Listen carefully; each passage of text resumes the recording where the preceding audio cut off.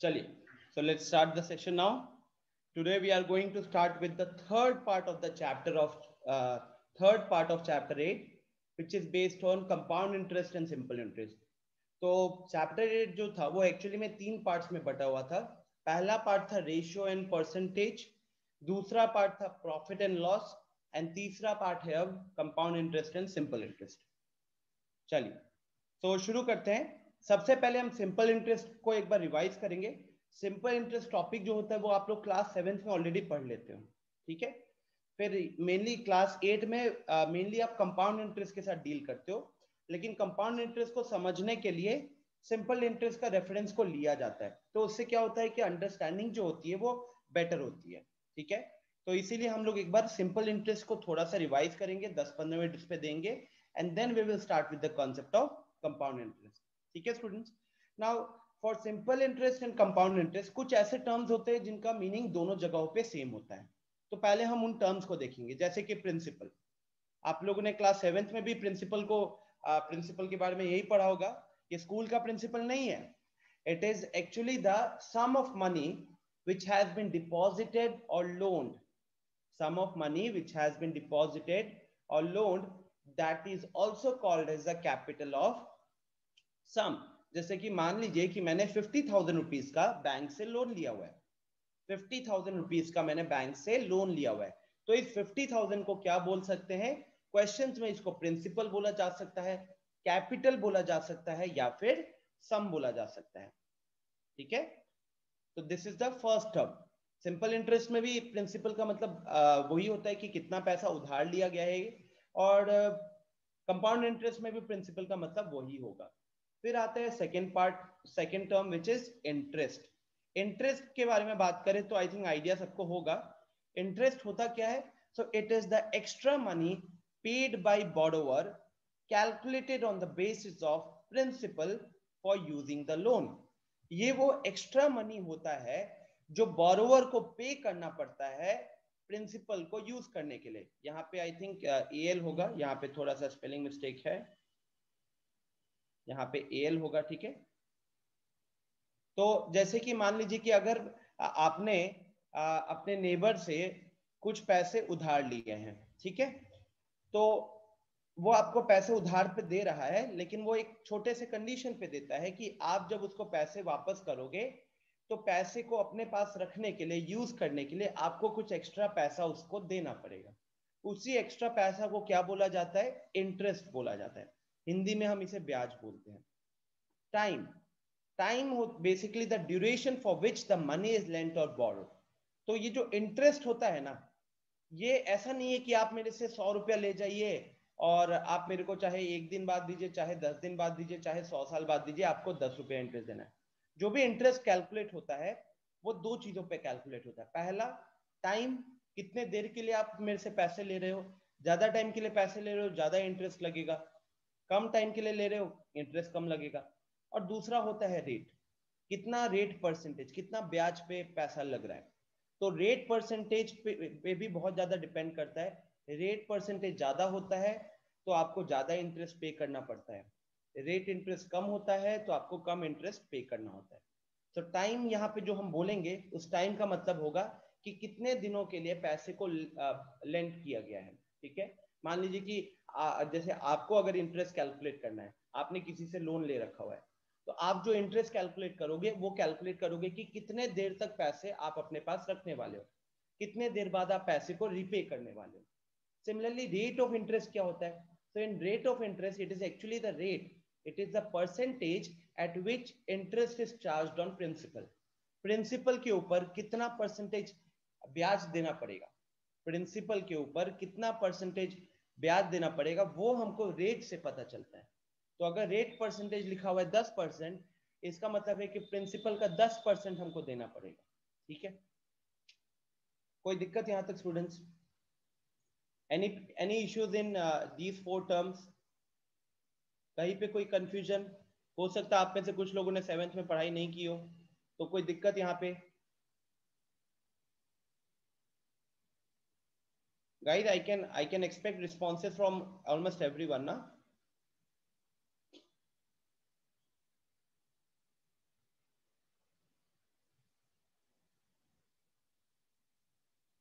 चलो नेक्स्ट, अब आ जाते हैं हम लोग फॉर्मूला की तरफ। ठीक है जी कौशिक? सर इसको लिख ले। आफ्टर द क्लास, ये क्लास 7 की चीज है ना, तो यस ये सर। वाले पार्ट में आपको लिखने के लिए कुछ है नहीं एक्स्ट्रा, ओके राइट? सर। हाँ। Next, the interest calculated uniformly only on the, अब आते हैं, बात करते हैं अब सिंपल इंटरेस्ट का। ठीक है, अब बात होगी कहीं ना कहीं एसआई की।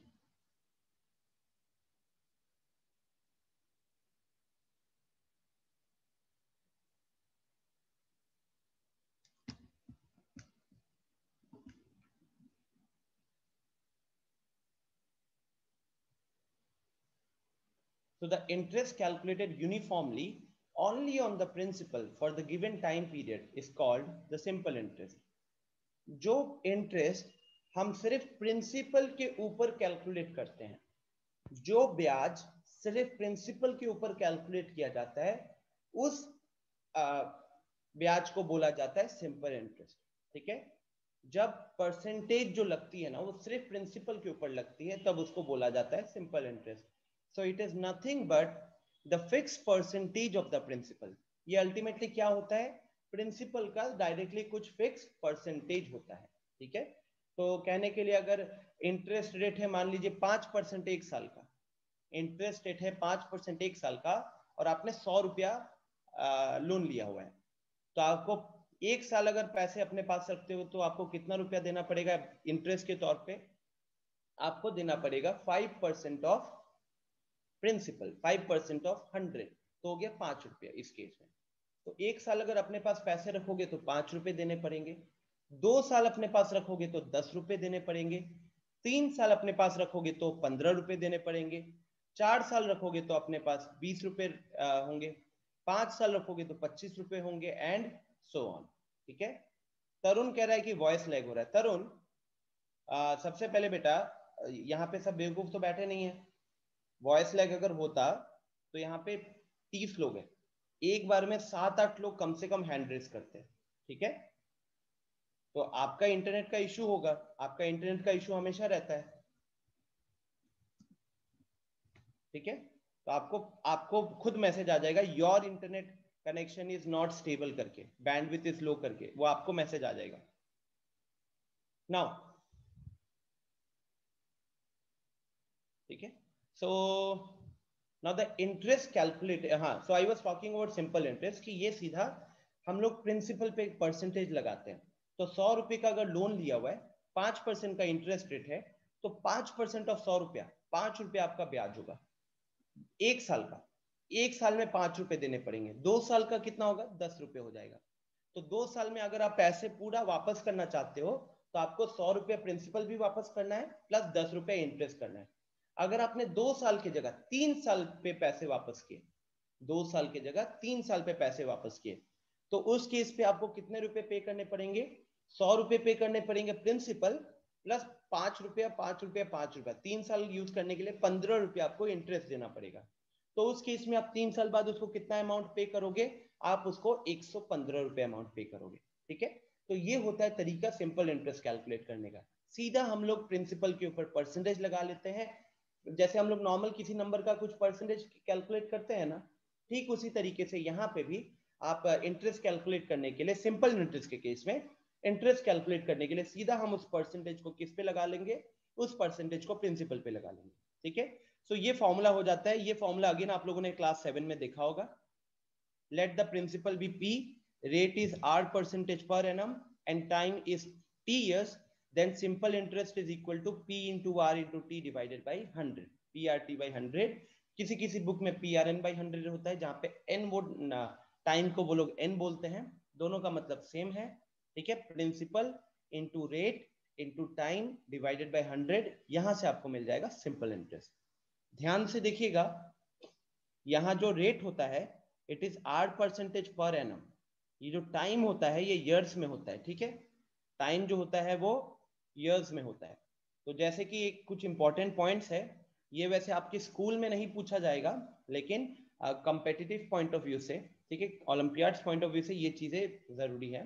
So when time is given in days, मान लो कि टाइम जो है फॉर्मूला कहता है कि PRT बाई 100 लगाइए और T जो होना चाहिए साल में होना चाहिए। लेकिन यहाँ पे अगर आपको क्वेश्चन में जो टाइम दिया हुआ है वो सालों में नहीं दिया हुआ है, वो दिया डेज में, दिन में दे दिया है। तो डेज को पहले क्या करना पड़ेगा, डेज को कन्वर्ट करना पड़ेगा आपको ईयर में, डेज को कन्वर्ट करना पड़ेगा ईयर में। और कैसे कन्वर्ट करोगे, तो आप उसको डिवाइड करोगे 365 से, ठीक है, आप उसको कन्वर्ट करोगे 365 से। Now some of you might be having a small concern in your mind that sir but हमें कैसे पता कि वो लीप ईयर है या वो नॉन लीप ईयर है, because leap year has 366 days and non leap year has 365 days, ठीक है।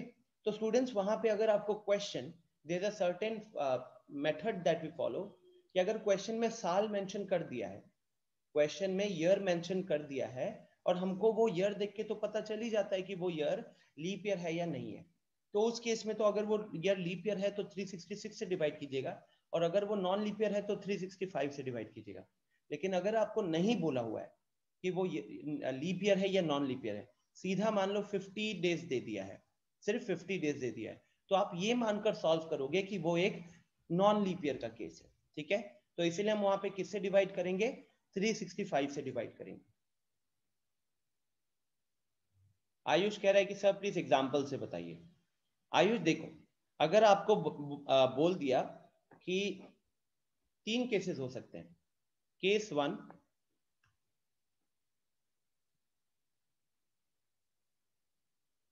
Case 1 where they will give you only 50 days, बोल दिया कि 50 दिन के लिए इंटरेस्ट कैलकुलेट करना है, तो उस केस में आप टाइम कैसे कैलकुलेट करोगे, आप टाइम को डिवाइड करोगे, जो डेज को दिया हुआ है वो आप डिवाइड करोगे 365 से, तो ये ईयर में कन्वर्ट हो जाएगा, ठीक है। फिर आते हैं केस 2 की तरफ। केस 2 में क्या है,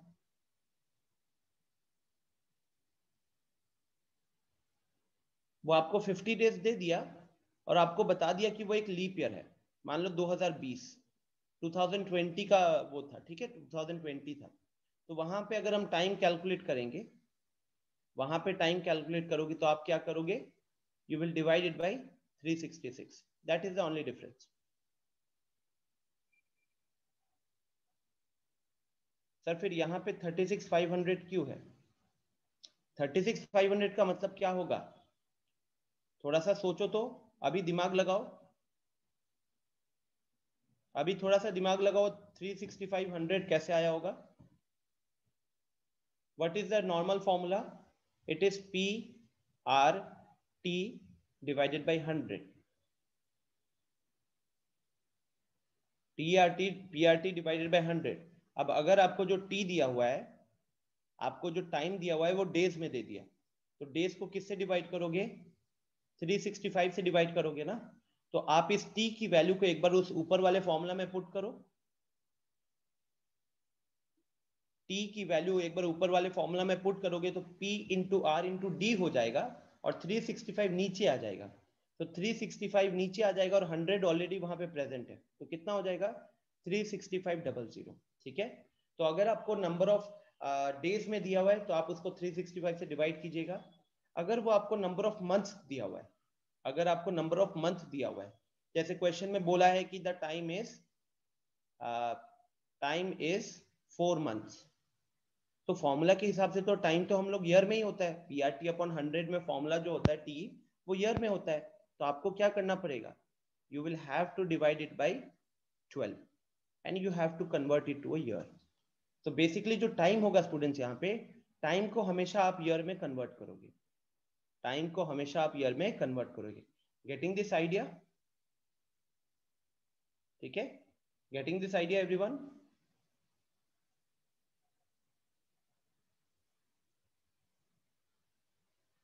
डिवीजन में डेसिमल आ सकता है, कोई दिक्कत नहीं है, प्रोसेस फॉलो कीजिए, डिवीजन में डेसिमल आए ना आए वो टेंशन नहीं होना चाहिए, प्रोसेस में दिमाग होना चाहिए, ठीक है।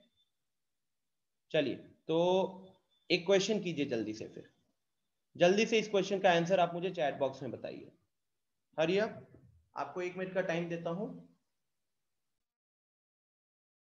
1 मिनट का टाइम देता हूं।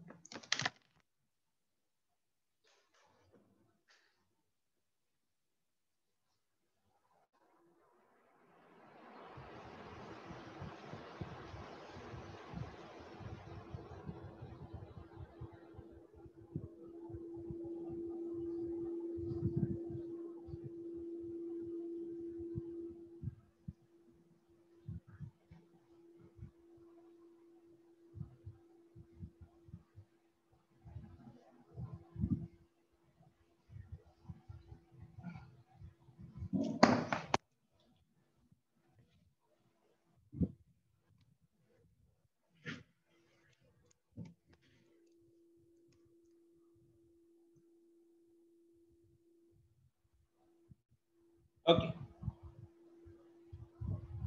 So very good. Now I'll just do the solution. So SI will be equal to PRT by 100 होता है, तो P is 5000, R is 10, T is 3 divided by 100. ध्यान दीजिएगा, R आपका परसेंटेज है ही, T आपका इयर्स में दिया हुआ है, तो सीधा फॉर्मूला यूज करना है. अब कैंसिलेशंस की बात करें अगर, तो 1020 1020, तो ऊपर कितना बचा 50 इंटू 10 इंटू 3. अब 50 इंटू 10 करोगे तो 500 होगा, एंड 500 इंटू 3 करोगे तो 1500 होगा. तो सिंपल इंटरेस्ट की वैल्यू आ गई 1500 रुपए. सिंपल इंटरेस्ट की वैल्यू आ गई 1500 रुपए. ठीक है रेहान, 15 आपने 1,50,000 लिखा है. आई थिंक यहाँ पे गलत किए हो. नयन 150 रुपए लिखे हो तुम, कैलकुलेशन गलती है. पूर्णिमा आपने भी 150 रुपया लिखा हुआ है. This is an easy question guys. This is based on your class 7th first of all. Yes Nayan. Sir percent sir नीचे नहीं आता है. क्या सर जो परसेंट का साइन सर नहीं लिखा जाता है. नहीं, वही तो देखो ना यहाँ पे, ये देखो rate is R percentage. Actually में क्या होता है नयन, कि ये होता है R percentage of PT. Formula जो होता है वो एक्चुअली होता है आर परसेंटेज ऑफ पीटी. तो आर परसेंटेज का मतलब क्या हुआ, आर बाई 100, ऑफ का मतलब इंटू पी इंटू टी. तो इसीलिए यहां से फॉर्मूला बनता है पी आर टी बाई 100. ठीक है, ओके सर, थैंक यू. चलिए नेक्स्ट क्वेश्चन है, सॉल्व कीजिएगा जरा इसको. मैं पोल लॉन्च करता हूं.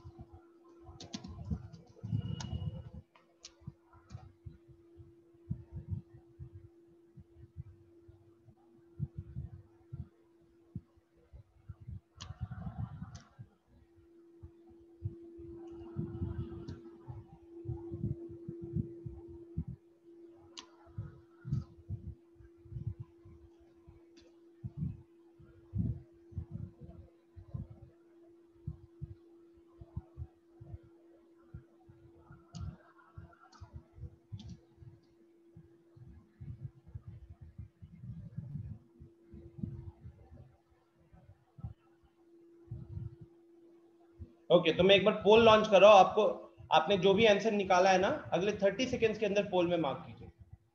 अगले 30 सेकेंड्स के अंदर पोल में मार्क कीजिए. आप सबके स्क्रीन पे पोल आ चुका होगा.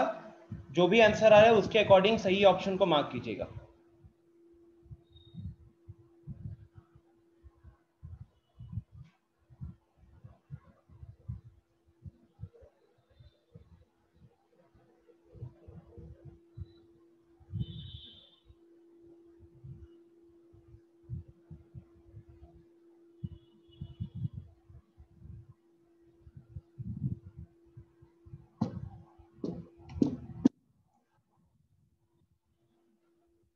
चलिए तो 45 सेकेंड हो गया है. एंडिंग द पोल.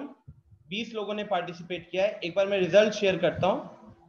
तो रिजल्ट में आप देख सकते हो 12 लोगों ने ऑप्शन 3 मार्क किया है, 5 लोगों ने ऑप्शन 2 मार्क किया है, 3 ने ऑप्शन 1 मार्क किया और 1 ने ऑप्शन 4 मार्क किया. चलिए अब मैं कुछ लोगों को अनम्यूट करने के लिए बोलूंगा, वो जल्दी से खुद को अनम्यूट करेंगे. मयंक राज अनम्यूट करना. मयंक राज जल्दी से अनम्यूट करना. Mayank, what is the answer?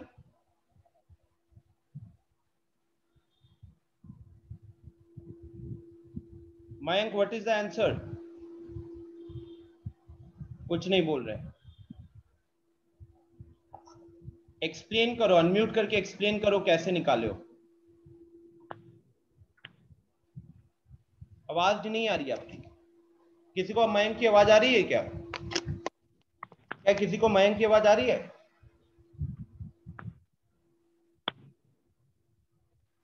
नहीं आ रही, राइट? मयंक, किसी को तुम्हारी आवाज नहीं आ रही है?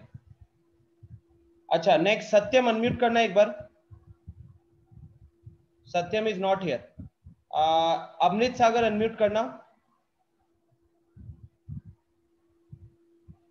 अमृत Sagar is not here. Tarun, unmute करना। Tarun Kumar is here, unmute करना तरुण।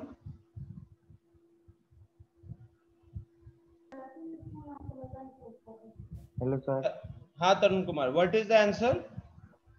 Sir option 2। ऑप्शन 2 कैसे?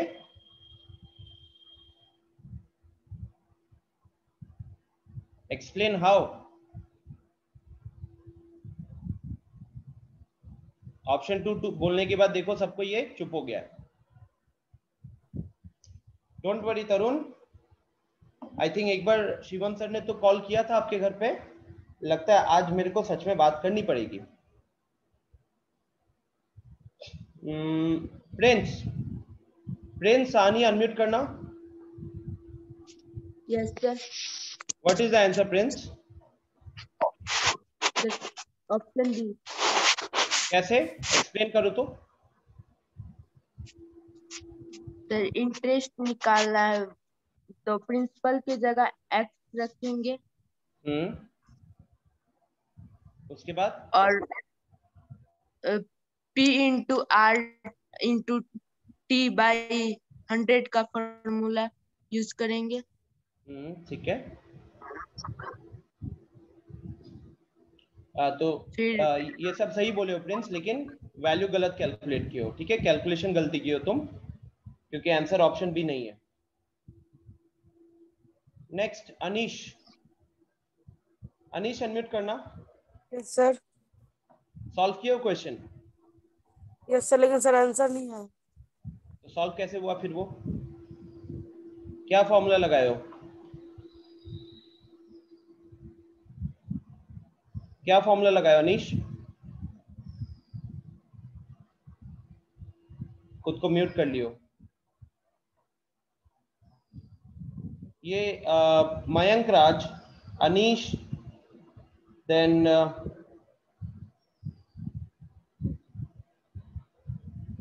Tarun.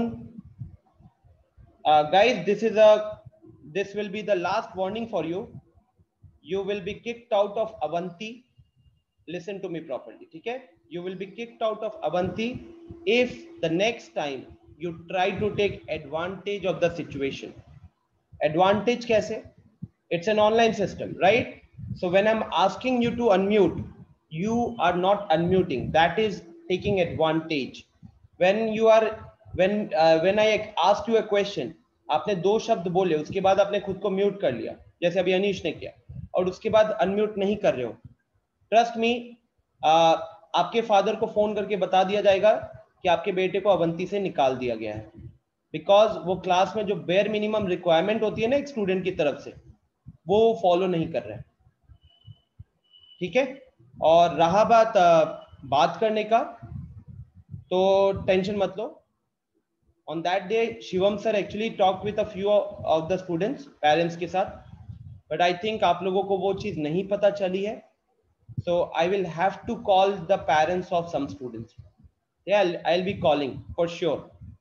In the next half an hour, class खत्म होगी 1:30 बजे, 1:30 से 2 के बीच में मैं उन सारे पेरेंट्स जिनको मैंने पिछली बार बोला था, तो उन सबके पेरेंट्स से बात करूंगा। ठीक है? तो अनीश, तरुण, मयंक, आप लोगों के घर पे मैं खुद फोन करूंगा। लास्ट क्लास का परफॉर्मेंस और जो बिहेवियर था, जो आप लोग सिचुएशन का फायदा उठाने का कर रहे थे ना ऑनलाइन सिस्टम का, बेटा गलत जगह पे तुम किए हो। तुम किसी और, यहाँ पे 2 लोग ऐसे, तुम अवंती में पंगा मत लेना, एक फिजिक्स वाले सर के साथ और एक मेरे साथ। ठीक है? तो यहाँ पे अगर तुम में से कुछ भी करते हो, you will directly be kicked out of Avanti. ये एकदम take it as a warning. It's warning for those students who are non serious. I am having some very good students here. 10 से 15 बहुत अमेजिंग स्टूडेंट्स है जो नहीं भी आता होगा बट पूरा फुल ऑन पार्टिसिपेट करते हैं. They try to learn. But हाँ, ये जो इस तरीके के कुछ नालायक हैं, ट्रस्ट मी गाइस, ऐसे नालायकों को मैं 2 मिनट में निकलवा दूंगा यहाँ से। इधर दे विल या तो ये अपने आप को चेंज करेंगे या फिर इनको निकाला जाएगा। ये भूल जाए ना कि तुम्हारी फीस के लिए तुमको यहाँ पे झेला जाएगा, ठीक है। This is not a local coaching, pan India institute है। अगर आप यहाँ पे एडजस्ट नहीं कर सकते हो तो I will talk to your parents. पहले मैं आपकी परफॉर्मेंस को बता दूंगा, टेस्ट के स्कोर तो उनको ऑलरेडी पता है, और इन क्लास आपका क्या पार्टिसिपेशन है वो मैं बताऊंगा। फिर आपके पेरेंट्स को एक सिंपल सजेशन दूंगा कि सर अगर क्लास में पार्टिसिपेशन नहीं होता है मैं निकाल दूंगा। एकदम समझ जाइएगा अच्छे से बात को। ये बिल्कुल भूल जाना कि तुम अगर अनम्यूट नहीं करोगे तो तुम यहाँ पे टिक सकते हो, एकदम गलत फहमी में हो। क्लास अगली बार से क्लास शुरू होगा, टिक टिक टिक, पहले 1 मिनट के अंदर वो 4-5 लोगों को रिमूव कर दूंगा।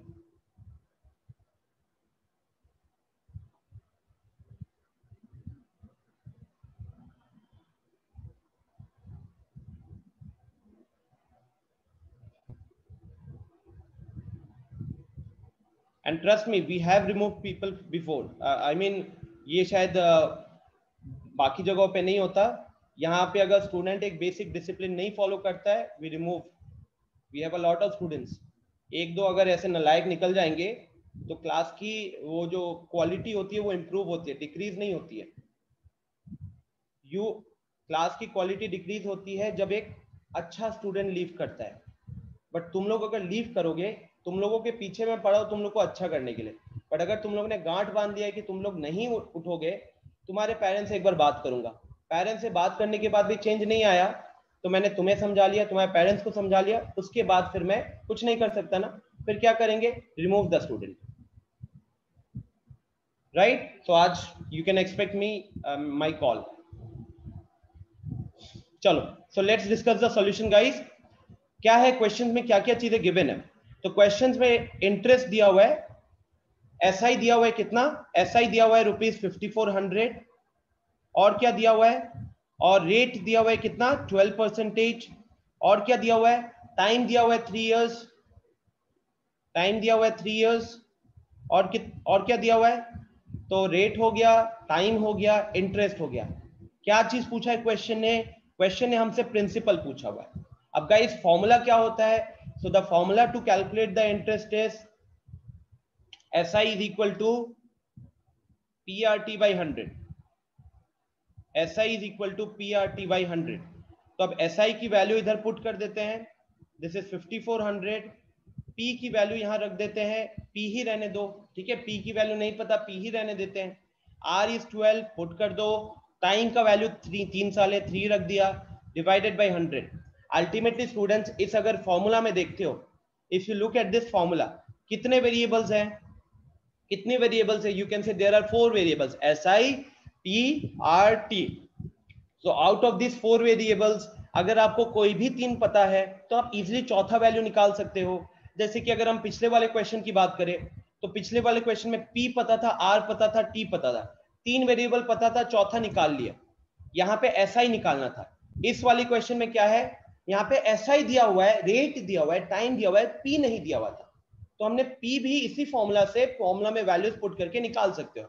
अब जैसे कि हमें क्या फाइंड आउट करना है, we need to find the values of P। कैसे फाइंड आउट करोगे? तो पहले P की वैल्यू को फाइंड आउट करने के लिए P को अकेला रखना पड़ेगा आपको। मान लो कि आप राइट हैंड साइड में P को अकेला रखना चाहते हो, तो उसके लिए क्या करना होगा, you will have to send all the other values on the left hand side. तो ये जो 100 दिख रहा है, ये 100 क्रॉस मल्टीप्लाई हो जाएगा, ये 100 क्रॉस मल्टीप्लाई हो जाएगा, तो 5400 के साथ 100 मल्टीप्लाई हुआ, डिवाइडेड बाई, अब ये जो 12 दिख रहा है ये 12 डिनोमिनेटर में आ जाएगा, ये जो 3 दिख रहा है ये 3 भी डिनोमिनेटर में आ जाएगा, तो this is equal to P। अब आपको यहाँ पे सिंप्लीफाई करना होगा, सिंप्लीफाई करोगे तो यहाँ पे आया 1800, इसके बाद ऑड कैंसिल करोगे तो ऊपर 12 180 होता है, तो ऊपर 150 आएगा, तो 150 into 100, 150 into 100 becomes 15,000. So this 15,000 is the value of the principal. This 15,000 is the value of the principal. Okay? जी अप्रमेय बताइए, हैंड रेज किया हो। सर मेरा प्रोसेस थोड़ा अलग है। हाँ, क्या है प्रोसेस? सर यहाँ पे जितने भी ऑप्शन है उन सबको पी की वैल्यू पे रख के मैंने किया है, तब आंसर आया, तो कोई दिक्कत नहीं ना है? दिक्कत है, क्योंकि सब्जेक्टिव के लिए भी तो आपको तैयार करना है, और आपने जो प्रोसेस फॉलो किया उसमें आपको टाइम ज्यादा लगा है, यस क्योंकि सर। वो ऑप्शन सी में था, राइट? ये आपने जो किया उसको हिट एंड ट्रायल मेथड कहते हैं, और वो आपको हेल्प करता है अगर ऑप्शन ए में ही आपको आंसर मिल जाता है। बट अगर वो ऑप्शन सी या ऑप्शन डी में है तो आपने कहीं ना कहीं 2 बार या 3 बार इंटरेस्ट कैलकुलेट कर लिया, तो उधर आपने अच्छा खासा टाइम अपना वेस्ट कर लिया, राइट? ओके। नेक्स्ट, एक और क्वेश्चन है स्टूडेंट्स, पोल लॉन्च कर रहा हूं, time will be 1 minute, and Mayank, Satyam, Amrit Sagar, Tarun, Ujjwal Sagar, Anish, Prince and Ashish Kumar, आप लोग अनम्यूट करके इसके बाद मुझे अपना प्रोसेस बताओगे, या वरना अभी रिमूव हो जाओगे अगले 5 मिनट के अंदर। पोल लॉन्च कर रहा हूं 1 मिनट का, उसके बाद आप लोगों से दोबारा सवाल पूछूंगा, आइदर यू विल रिस्पॉन्ड और you will be kicked out right now.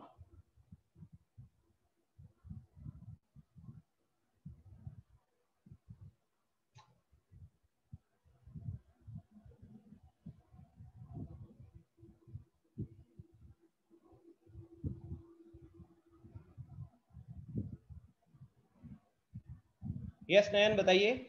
Sir पोल आता है तो सर क्वेश्चन हट जाता है सामने से। नहीं तो नीचे ना आपको टॉप राइट में वो कॉर्नर पे दिख जाता होगा बटन, तो एक बार उधर क्लिक यस सर, करोगे यस या तो हो जाता है, ठीक है?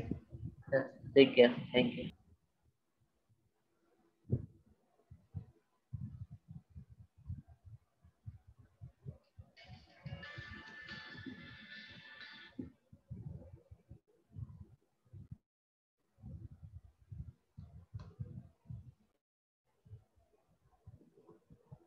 स्टूडेंट्स 1 मिनट हो चुका है, मैं और 30 सेकेंड्स ऐड करता हूँ। I want maximum students to participate. सोचिए कौन सा फॉर्मूला लगेगा, फॉर्मूले में वैल्यूज पुट करिए।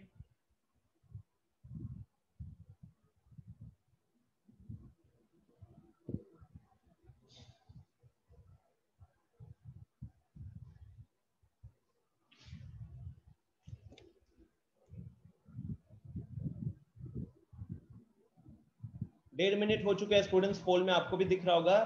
2 मिनट अब होते ही मैं पोल को एंड करूंगा, 2 मिनट होते ही पोल को एंड करूंगा।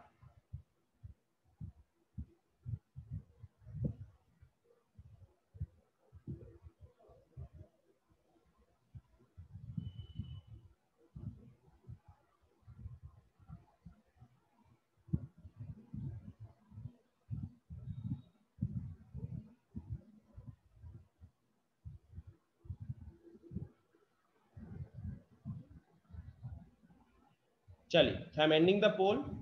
आप लोगों के साथ पहले एक बार रिजल्ट शेयर करता हूं। तो 17 स्टूडेंट्स ने पोल में पार्टिसिपेट किया है, 11 लोगों ने ऑप्शन 2 मार्क किया है, 4 लोगों ने ऑप्शन 3 मार्क किया और 2 लोगों ने ऑप्शन 4 मार्क किया, ठीक है? तो मेजॉरिटी इज विद ऑप्शन 2। चलो अब जल्दी से एक बार अनीश अनम्यूट करना। Yes sir. क्या प्रोसेस है इस बार? Yes sir. क्या प्रोसेस से सॉल्व किए हो? सर फॉर सर एसपी को सर एसपी इक्वल टू डाले हैं सर।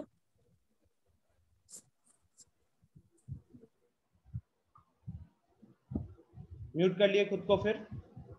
सर मुझसे फॉर्मूला सर नहीं बोल पा रहे, लेकिन सर सॉल्व किए हैं सर उसको हम सर। मैं देखो क्या होता है कि मैंने 2 मिनट का टाइम दिया, अब तुम जिस तरीके के नॉन सीरियस स्टूडेंट हो, तुमने इस बीच में इंटरनेट पे सर्च किया हो सकता है, इसलिए मैंने नहीं सर, प्रोसेस पूछा। सर्च नहीं किया सर। नहीं, वो तुमने जो इमेज बनाया हुआ है अपना, मैं उसके बारे में कह रहा हूँ कि तुम्हारे जैसे स्टूडेंट यहाँ पे इस टाइम पे बचने के कारण चीटिंग भी कर सकते हैं, और अभी तुमने खुद को फिर म्यूट कर लिया था, राइट? तो मेरे को तो प्रोसेस सर बताओ। चीटिंग नहीं किया हाँ तो प्रोसेस बताओ। Sir. SP equal to SP का मतलब क्या है? सबसे पहले सिंपल एसपी मैंने इंटरेस्ट। तो ऐसा ही हुआ ना वो। यस सर, ऐसे ही। फिर sir SI equal to sir P into फिर बोलते रहो, सब सुन रहे हैं। Sir P into R into sir बोल नहीं पा रहे हैं सर, लेकिन सर सॉल्व किए हैं सर उसको। देखो अनीश, क्या होता है, जब तक तुम बोल नहीं पाओगे ना, तुम कभी सॉल्व नहीं कर पाओगे। इसको तुम गांठ बांधो, ठीक है? जब तुम बोल नहीं पाओगे तो तुम अच्छे से सॉल्व नहीं कर पाओगे, क्योंकि जब तक तुम किसी चीज को अच्छे से एक्सप्लेन नहीं कर सकते, तुमको अच्छे से वो समझ में नहीं आया। और वैसे भी ये वाली चीज ऐसी है कि जो हम इधर नहीं पढ़ते। ये तो मैंने आपको रिवाइज भी करवा दिया, 2 क्वेश्चन भी कर दिए, खाली फॉर्मूला में वैल्यू पुट करना है। चलो नेक्स्ट, तरुण।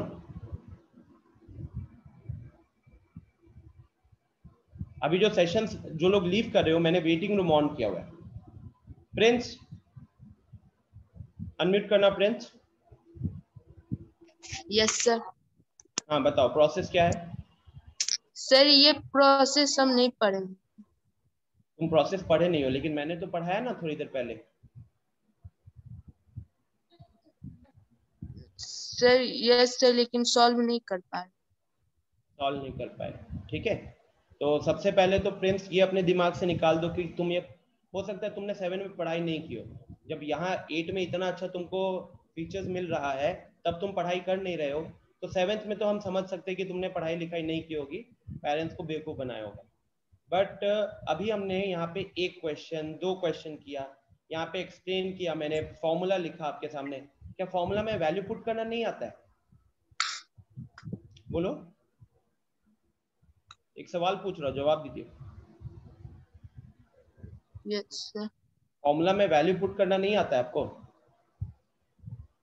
सर आता है। आता है ना? तो वैल्यू पुट करो।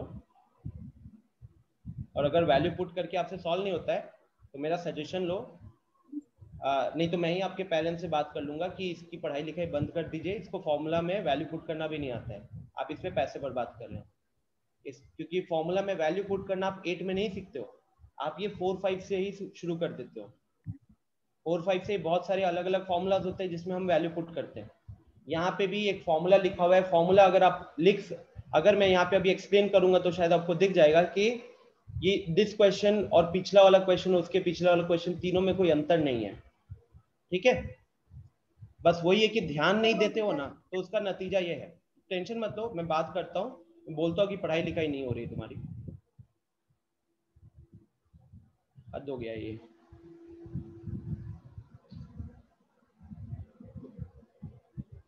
मयंक राज। Yes sir. हाँ, क्या है प्रोसेस? सर आ रहा आवाज? हाँ, आवाज आ रहा? आवाज आ रहा है अभी? Sir time equal to 100 into 81 divided by 450 into 4.5। कैसे प्रोसेस बताओ ना पहले, आपने क्या प्रोसेस क्या लगाया? आप तो लास्ट स्टेप पे चले गए। सर 81। चलिए, सेम नतीजा है। अब आप अगले 1 घंटे में आप लोगों से कोई सवाल नहीं पूछा जाएगा, सीधे आपके पेरेंट्स से बात होगी। अब हम थोड़ा सा क्लास के स्पीड को बढ़ाते हैं सीरियस स्टूडेंट्स के साथ। सो क्वेश्चन में स्टूडेंट्स पूछा गया, how much time will it take for an amount of 450 rupees to yield 81 rupees as interest at 4.5% per annum. तो पूछा जा रहा है कि कितना टाइम लगेगा अगर 450 रुपए की 450 रुपए पे 81 रुपया का इंटरेस्ट चाहते हो, और किस रेट पे? तो 4.5% के रेट पे। तो 450 रुपया यहाँ पे एक तरीके से आपका प्रिंसिपल हो जाएगा, 81 रुपीज आपका सिंपल इंटरेस्ट है, 4.5% यहाँ पे रेट है, बचा टाइम। तो अगर हम खाली यहाँ पे फॉर्मूला लिखें, फॉर्मूला है SI is equal to PRT divided by 100। तो अब ये फॉर्मूला में 4 चीजें हैं। सवाल को देखोगे तो आपको पता चलेगा कि यहाँ पे प्रिंसिपल की वैल्यू क्वेश्चन में कितनी दी हुई है? 450 रुपए दी हुई है। उसके बाद इंटरेस्ट कितना दिया हुआ है? तो इंटरेस्ट दिया हुआ है 81 रुपीज। रेट कितना दिया हुआ है? तो रेट दिया हुआ है 4.5%, ठीक है? तो P आ गया, I आ गया, R आ गया, बचा क्या? T बचा। तो अब अगर जैसे फॉर्मूला में वैल्यू नहीं पुट कर पा रहा है, अनीश नहीं पुट कर पा रहा है, तरुण नहीं पुट कर पा रहा है, ये फॉर्मूला में वैल्यू पुट करना है। और ये फॉर्मूला ऐसे भी क्लास 7th में सीखते हो, बट ठीक है, अभी नहीं पढ़ाई कर रहे हो तो पीछे तो लास्ट ईयर तो और नहीं किए होगे। अभी इस फॉर्मूले में देखो अच्छे से, क्लास 4-5 से सिखाया जाता है कि कैसे वैल्यू पुट करते हैं। तो ऐसा ही क्वेश्चन में 81 दिया हुआ है तो इधर 81 लिखे हैं, फिर नीचे 100 रहेगा। अनीश देखो इसको, फिर P का वैल्यू 450 था तो 450 रख दिए, इनटू R का वैल्यू क्वेश्चन में 4.5 दिया हुआ है, और T हमको नहीं पता है तो हम उसको T रहने देंगे। अब हमको क्वेश्चन में T का वैल्यू निकालना है तो T को इक्वेशन के एक साइड में रहने देंगे और बाकी सबको दूसरे साइड में भेजेंगे। तो उस हिसाब से ये हो जाएगा 81 इंटू, अब देखो अनीश उसके बाद क्या होता है कि 100 को क्रॉस मल्टीप्लाई करना होता है, नहीं सीखे होगे शायद ये भी, तो वो किया। उसके बाद 450 जो है इक्वेशन के लेफ्ट साइड में आ जाएगा, और ये भी क्रॉस मल्टीप्लाई करोगे तो 450 नीचे आ जाएगा और 4.5 नीचे आ जाएगा। This is equal to T। अब इसको सॉल्व करना होता है, ठीक है। अब यहाँ पे डिवाइड करना होता है, जो डिवीजन क्लास 2-3 से शुरू कर जाते हो। जी उत्कर्ष बताइए। सर ये सेकंड वाला प्रोसेस सर हम लोग यहीं पे कैलकुलेशन करने काट देते हैं जीरो, सॉरी क्यों नहीं यहीं पे काट देते हैं जीरो और ऊपर वाला 450 का बिल्कुल जीरो? बिल्कुल बिल्कुल काट सकते हो, जिनको कैलकुलेशन आता है वो ऐसे ही कैंसिल कर सकते हैं। ये मैं अनीश जैसे स्टूडेंट को बता रहा हूँ, जो लोग खुद से पेन पेपर चलाते नहीं है तो उनको बता रहा हूँ कि इस तरीके से सॉल्व किया हो जाता है। जिनको ऑलरेडी पता है उनको ये आइडिया तो क्लियर होगा ही कि यहाँ पे ये 0 इधर कैंसिल कर देगा, ये 5 से 2 बन जाएगा, यहाँ पे 9 हो जाएगा, फिर ये 9 यहाँ पे कैंसिल करेगा, ये 9 बनेगा, ये 4.5 इधर कैंसिल करेगा, 2 हो जाएगा, और ये 2 क्रॉस मल्टीप्लाई करके टाइम का वैल्यू 4। मुझे भी आता है ये चीज, बट ये इन लोगों को समझाने के लिए इनको पेन और पेपर चलाना पड़ेगा।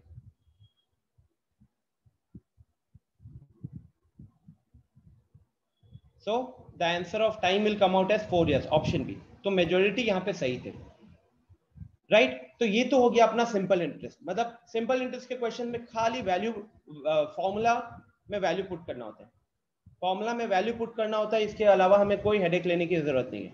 अब उसके बाद सिंप्लीफिकेशन होता है, ठीक है। आते ही कंपाउंड इंटरेस्ट में, क्योंकि क्लास 8 में कहीं ना कहीं आप कंपाउंड इंटरेस्ट पे पढ़ाई करते हो, सिंपल इंटरेस्ट क्लास 7 की टॉपिक होती है। बस थोड़ा सा रिवाइज करवाने के लिए मैंने दोबारा फॉर्मूला एक्सप्लेन किया और 2-3 क्वेश्चन हम लोगों ने कर लिए। एक भी क्वेश्चन में आपको दिक्कत नहीं होगी, वहां पे सिर्फ फॉर्मूला में क्या क्या दिया है वैल्यू पुट करना है और सीधा मल्टीप्लिकेशन डिवीजन इन्वॉल्व होता है। नेक्स्ट आते हैं कंपाउंड इंटरेस्ट की तरफ। अब कंपाउंड इंटरेस्ट में क्या है कि ये जैसे कि जब बैंक से उधार लिया जाता है ना, तो बैंक से जो उधार लिया जाता है तो वहां पे बैंक हमको, देखो गाइस, 2 तरीके के इंटरेस्ट होते हैं, एक होता है सिंपल इंटरेस्ट और एक होता है कंपाउंड इंटरेस्ट, ठीक है। पहले थोड़ा सा कंपाउंड इंटरेस्ट के डेफिनेशंस को पढ़ते हैं, फिर मैं आपको बताता हूँ कि रियल लाइफ में कंपाउंड इंटरेस्ट कहाँ कहाँ पे लगता है। तो सबसे पहले कंपाउंड इंटरेस्ट, सिंपल इंटरेस्ट की खासियत क्या थी, वो हमेशा प्रिंसिपल के ऊपर लगता था, सिर्फ प्रिंसिपल के ऊपर। लेकिन कंपाउंड इंटरेस्ट क्या होता है, so it is calculated on the principal and the interest for the previous period। तो ये प्रिंसिपल पे भी लगता है, और मान लो कि आप दूसरे साल के लिए कंपाउंड इंटरेस्ट कैलकुलेट कर रहे हो तो पहले साल के इंटरेस्ट के ऊपर भी इंटरेस्ट लगता है, पहले साल के इंटरेस्ट के ऊपर भी इंटरेस्ट लगता है। तो अभी पहला चीज क्या ध्यान में रखना है कि एसआई सिंपल इंटरेस्ट हमें सिर्फ प्रिंसिपल पे कैलकुलेट होता है, जबकि सीआई प्रिंसिपल के साथ साथ इंटरेस्ट के ऊपर भी कैलकुलेट होता है। नेक्स्ट, अब the principal amount increases with every time period as the interest payable is added to the principal। इसका मतलब क्या हुआ स्टूडेंट्स, कि जैसे पहला साल तो मान लो कि इसको थोड़ा समझने के लिए आपको एक सिचुएशन पे ले जाता हूं। ये देखो, समझते हैं कि ये सीआई एक्चुअली में कैलकुलेट कैसे होता है, फॉर्मूला वगैरह पे बाद में आएंगे, पहले आप इस प्रोसेस को समझिए, पहले आप इस प्रोसेस को समझिए। क्वेश्चन के मुताबिक क्या है, सीआई का मतलब ये होता है कि आपको इंटरेस्ट के ऊपर, आपको दो जगह पे इंटरेस्ट पे करना होता है। एक प्रिंसिपल के ऊपर पे करते हो, एक प्रिंसिपल के ऊपर पे करते हो, दूसरा इंटरेस्ट के ऊपर भी इंटरेस्ट पे करते हो। जैसे देखिए, सबसे पहला प्रिंसिपल फॉर फर्स्ट ईयर, मान लीजिए कि 1,000 रुपए का लोन लिया था आपने, 1,000 रुपए का लोन लिया था, कितना रेट पे, यहां पे लिखते हैं हम लोग, P is 1,000 rupees, R is 10%। तो 1,000 रुपए का प्रिंसिपल है और 10% का रेट है। अब यहां पे पहला साल जब इंटरेस्ट कैलकुलेट होगा, तो पहला साल देखिए बॉक्स बना हुआ है ना आपके सामने, तो इंटरेस्ट फॉर 1 ईयर कितना लिखा गया है, 10% ऑफ 1,000, 10% वो हमारा रेट था और 1,000 हमारा प्रिंसिपल था, तो 10% ऑफ प्रिंसिपल से आया 100 रुपए। इसका मतलब 100 रुपए का अपना इंटरेस्ट बनेगा। 1,000 रुपए का प्रिंसिपल था, 100 रुपए का अपना इंटरेस्ट बना। तो साल के एंड में, साल की शुरुआत में अगर आपने 1,000 रुपया बैंक से उधार लिया था, तो साल के एंड में कितना आपको पे करना पड़ा? अगर आप एक साल के एंड में पे करना चाहते तो उस टाइम पे कितना पे करना पड़ता? आपको पे करना पड़ता 1,100 रुपए। 1,000 रुपया जो आपने लोन लिया था प्लस 100 रुपया जो उसके ऊपर इंटरेस्ट बना, so the amount at the end of first year became 1,100 रुपए। अब मान लो कि आपने अभी नहीं, आप 2 साल बाद पे करना चाहते थे। आपने अगर इस साल 2021 के जनवरी में पैसे लिए थे, तो आपने डिसाइड किया कि आप 2022 के लास्ट में, दिसंबर के एंड में पे करोगे। तो आप पैसा अपने पास कितने टाइम के लिए रखना चाहते हो? आप पैसे को 2 साल के लिए रखना चाहते हो। बैंक ने बोला रखिए, कोई दिक्कत नहीं है, लेकिन 10% इंटरेस्ट जो लगेगा वो कंपाउंड इंटरेस्ट लगेगा। तो कंपाउंड इंटरेस्ट में खासियत ये होती है कि पहले साल के एंड में जो अमाउंट आता है 1,100 रुपए, तो सेकेंड ईयर 2021 के एंड में आपको, आप 1,000 रुपए लिए थे, अब आपको 1,100 रुपए पे करने हैं। और अगर आप साल के एंड में 1,100 रुपए नहीं पे करते हो, आप अगले साल के एंड में पे करोगे, तो अगले साल में जो इंटरेस्ट कैलकुलेट होता है, जो 10% कैलकुलेट होगा, अब वो 10% खाली प्रिंसिपल के ऊपर नहीं होता है, अब वो 10% प्रिंसिपल के ऊपर भी होगा प्लस इंटरेस्ट के ऊपर भी होगा। तो 10% आपको 1,000 रुपए पे भी देना है, 10% आपको 1,000 रुपए पे भी देना है, और 10% आपको 100 रुपए पे भी देना है। आ रही है बात समझ में? 10% आपको 1,000 रुपए पे भी देना है और 10% आपको 100 रुपए पे भी देना है। तो टोटल मतलब, या ये कह सकते हैं कि उस पहले साल के एंड में जितना अमाउंट होता है 1,100 रुपए, वो आपके अगले साल के स्टार्टिंग में प्रिंसिपल की तरह काम करेगा। अगले साल वो आपके प्रिंसिपल की तरह काम करेगा, और 10% किस पे कैलकुलेट होगा अब? तो अब वो कैलकुलेट होगा 1,100 रुपए के ऊपर। अब वो कैलकुलेट होगा 1,100 रुपए के ऊपर। Getting this idea? ठीक है, अब वो कैलकुलेट होगा 1,100 रुपए के ऊपर। तो पहला चीज जो आपको अपने दिमाग में क्लियर रखना है स्टूडेंट्स, कि यहां जो हम कैलकुलेट करते हैं, यहां जो हम इंटरेस्ट कैलकुलेट करते हैं, ये इंटरेस्ट किस पे कैलकुलेट करते हैं? तो ये इंटरेस्ट हम कैलकुलेट करते हैं principal plus interest, principal plus interest. तो एक तरीके से नया प्रिंसिपल बन जाता है। आप ऐसे सोच सकते हो कि इस साल के एंड में जितना अमाउंट बनता है ना, वो अगले साल की स्टार्टिंग में प्रिंसिपल की तरह काम करेगा। तो आपका जो अगले साल का ब्याज काउंट किया जाएगा, कैलकुलेट किया जाएगा, वो उस नया प्रिंसिपल के ऊपर काउंट किया जाएगा। ठीक है, जबकि सिंपल इंटरेस्ट में क्या होता था? सिंपल इंटरेस्ट में हर टाइम, चाहे किसी भी साल का ब्याज देखोगे, वो सिर्फ 1,000 रुपए पे कैलकुलेट होता था। लेकिन यहां क्या होगा? यहां पे वैल्यू जो है बढ़ते जाएगी। तो यहां पे अगर मुझे स्टेटमेंट लिखना हुआ, तो मेरा स्टेटमेंट यहां लिखूंगा, the amount at the end of first year, the amount at the end of first year will become the principal of the second year. तो सेकेंड ईयर में स्टूडेंट जो आप रेट कैलकुलेट करोगे, सेकेंड ईयर में जो आप rate calculate करोगे, वो रेट किस पे कैलकुलेट होगा? वो आप 1,100 रुपए के ऊपर होगा। तो देखिए सेकेंड बॉक्स पे आइए, interest for second year. Interest for second year कितना हुआ? 10% ऑफ 1,100, 10% ऑफ 1,100 कितना बन गया? वो 110 रुपए बन गए। तो अब आपके सेकेंड ईयर के एंड में अमाउंट कितना होगा? अमाउंट तो प्रिंसिपल प्लस इंटरेस्ट होता है ना, तो 1100 रुपए का प्रिंसिपल था, उस पे 110 रुपए का ब्याज बना, तो कितना हो गया अमाउंट? अमाउंट हो गया 1210 रुपए। अमाउंट हो गया 1210 रुपए। तो ये अब 1210 रुपए आपका क्या रहेगा? ये आपका, अगर मान लो आपने 2021 के स्टार्टिंग में 1000 रुपए का लोन लिया होता, 2021 के स्टार्टिंग में 1000 रुपए का लोन लिया होता, तो आपको 2 साल के एंड में कितना पे करना पड़ेगा? आपको 2 साल के एंड में पे करना पड़ेगा 1210 रुपए। ठीक है, 2 साल के एंड में पे करना पड़ेगा 1210 रुपए। Is you getting this? हाँ उत्कर्ष, आपने हैंड रेज किया था, बताइएगा। Hello, good afternoon sir.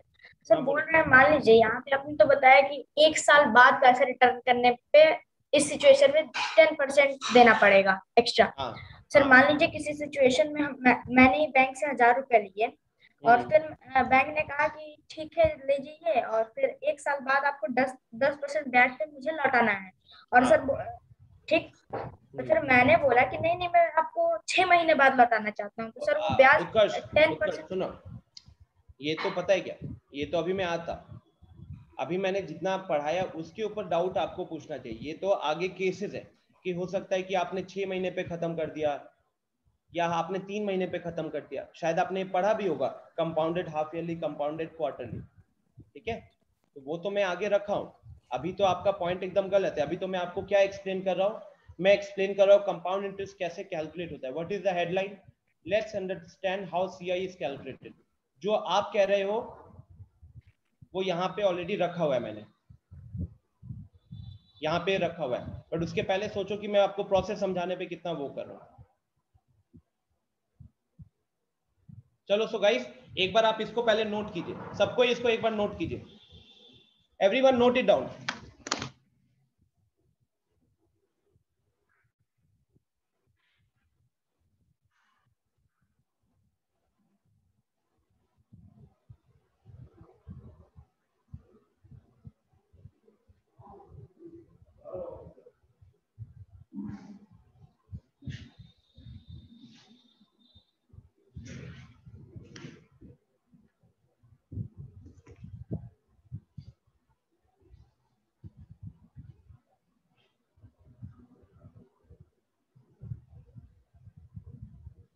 Yes Shreya बताइए। सर वहाँ पे आपने कहा था कि प्रिंसिपल में भी सर, मतलब प्रिंसिपल से भी 10% और इंटरेस्ट में भी लेंगे सर, तो प्रिंसिपल में लेंगे तो इंटरेस्ट में क्यों लेंगे? नहीं, एक्चुअली आप इसको 2 तरीके से सोच सकते हो। एक, आपने स्टार्टिंग प्रिंसिपल जो है उस पर इंटरेस्ट लगाइए और इंटरेस्ट के ऊपर भी इंटरेस्ट लगे। जैसे हमारा यहाँ पे 2 तरीके से आप इसको सोच सकते हो, ठीक है ना। पहला जो है कि इंटरेस्ट और प्रिंसिपल दोनों पे आपको ब्याज लगता है। जैसे कि अगर मैं इसको 110 रुपया निकालना चाहूं, तो मैंने आपको जो चीज बोली थी, अगर हम वैसे देखें तो CI for second year will be equal to 10% of original principal plus 10% of CI of first year. ठीक है, अगर हम सेकेंड ईयर का CI निकाल, सिर्फ सेकेंड ईयर की बात कर रहे हो श्रेया, ठीक है, तो वो आप कैसे निकाल सकते हो? आप प्रिंसिपल के ऊपर भी 10% निकाल लीजिए, और सेकेंड ईयर का अगर CI देख रहे हो तो उससे पहले तक जितने भी इंटरेस्ट आए हैं उसका भी 10% निकाल लीजिएगा। तो अब अपना प्रिंसिपल था 1000 रुपए का, 1000 का 10% कितना होगा? 100 रुपए। और अपना पहले साल में CI कितना आया था? पहले साल में CI आया था 100 रुपए ना, 100 रुपए आया था, तो 100 का 10% कितना होगा? 10 रुपए।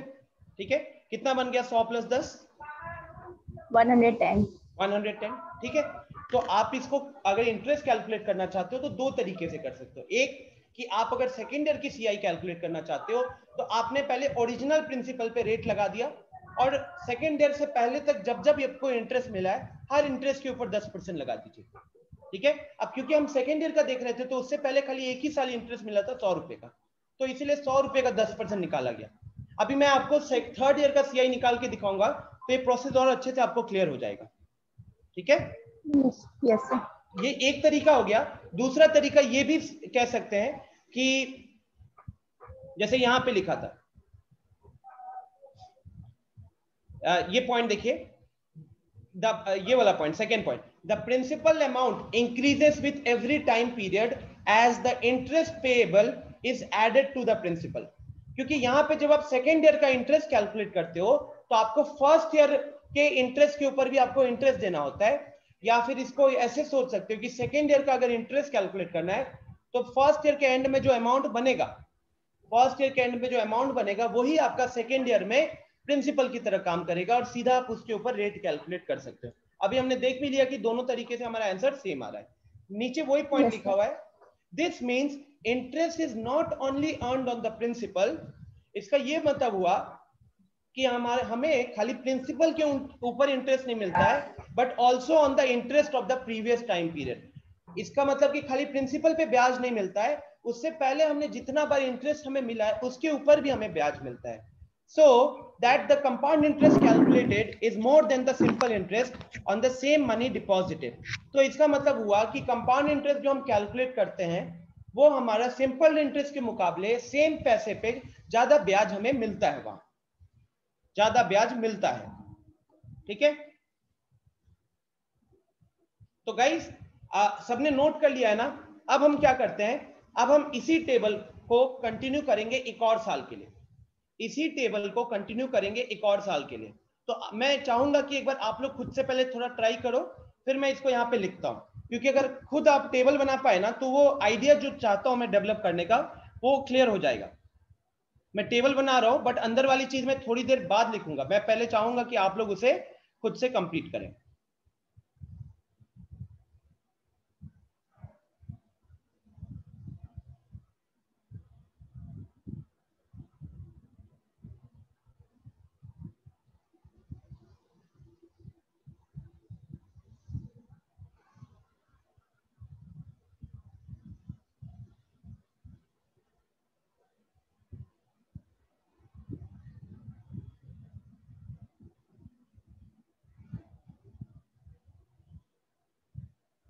Very good Shreya.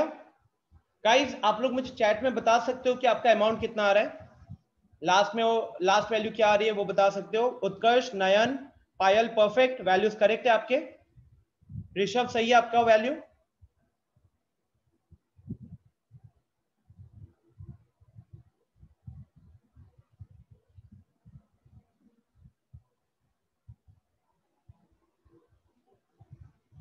एवरीवन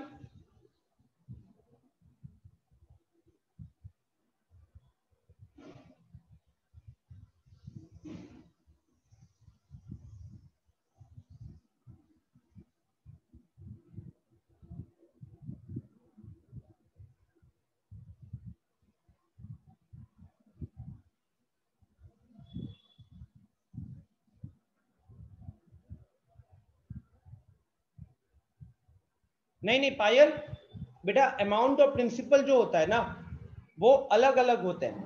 देखो प्रिंसिपल अमाउंट होता है प्रिंसिपल प्लस इंटरेस्ट, अमाउंट जो होता है प्रिंसिपल प्लस इंटरेस्ट होता है। कंपाउंड इंटरेस्ट जब कैलकुलेट करते हैं ना तो ऐसा होता है कि सेकेंड ईयर मतलब इस साल के एंड में जो अमाउंट बनता है वो अगले साल की स्टार्टिंग में प्रिंसिपल की तरह काम करता है। या ये कह सकते हो कि इस साल के एंड में जितना टोटल अमाउंट बना ना अगले साल आप जो इंटरेस्ट पे करते हो वो इस अमाउंट के ऊपर करते हो। ठीक है, इरम वैल्यू में थोड़ी सी गलती है, चेक करो। पूर्णिमा वैल्यू करेक्ट है। माही थोड़ी सी गलती है, हल्का फुल्का कैलकुलेशन एरर दिख रहा है, 1330 नहीं होगा। शशांक परफेक्ट, सिद्धि परफेक्ट। सीआई का भी फॉर्मूला होता है स्टूडेंट्स, कंपाउंड इंटरेस्ट का भी फॉर्मूला होता है, बट पहले आप खुद को कंफर्टेबल बनाइए बिना फॉर्मूला से चीजों को समझने के लिए। कंपाउंड इंटरेस्ट का फॉर्मूला खतरनाक है, हिंट दे रहा हूं, तो इससे ज्यादा अच्छा होगा कि आप पहले आइडिया को समझो। अपना में करेक्ट, अमृत सही है, रेहान गलत, अनय सही है, पीयूष सही है, प्रिंस इंटरेस्ट निकाले हो, अमाउंट बताओ, कौशिक सही है। चलिए मैं बहुत लोगों ने रिस्पॉन्ड कर दिया है तो मैं अब वैल्यू लिखता हूं यहाँ पे।